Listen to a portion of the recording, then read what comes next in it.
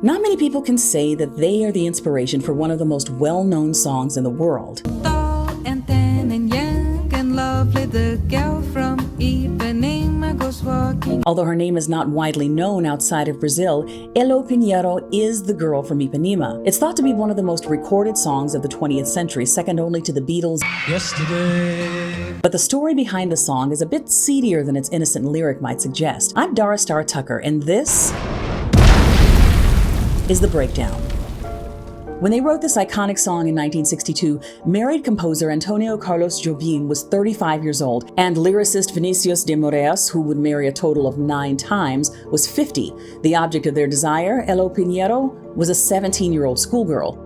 Every day, Elo would walk past the Veloso bar on the beachfront of Ipanema, Rio de Janeiro in Brazil, and de Moraes and Jobim would drink heavily and catcall her as she ignored them. She didn't know who they were until a few years later when they revealed that she was the inspiration behind the iconic song. At first, she couldn't believe it. She eventually ended up becoming friends with the songwriting duo. Jobim wanted to leave his wife for her and asked Elo to marry him. Elo had the good sense to turn him down. At one point, Jobim told his wife that the only reason he was with her was because she looked like the girl from Ipanema. Elo eventually found love with an engineer that she's remained married to for the last 50 years. The original Portuguese lyric written by de Moraes mentioned nothing about Pinheiro being tall and tan and young and lovely. The original Portuguese version was an ode to female beauty and is considered to be much more poetic than the English version. Jobim thought the English lyric written by Norman Gimbel, who also wrote the lyric to Killing Me Softly, was downright crass. He hated it. As for the song's muse, Elo Pinheiro, she's never financially profited from the song. They don't exactly hand out royalties for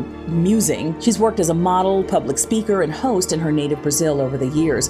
When she opened a clothing boutique in the early 2000s using the name The Girl from Ipanema, the relatives of de Moraes and Jobim sued her and said that she had no right to use that name. But the court said that her identity as the true girl from Ipanema had been established in the public's consciousness, and she therefore had the right to use the name as she saw fit. Today, Elo is a mother and grandmother, and she still does public appearances. She embraces the song that made her famous, and she's happy to be known throughout her native Brazil as the one and only girl from Ipanema.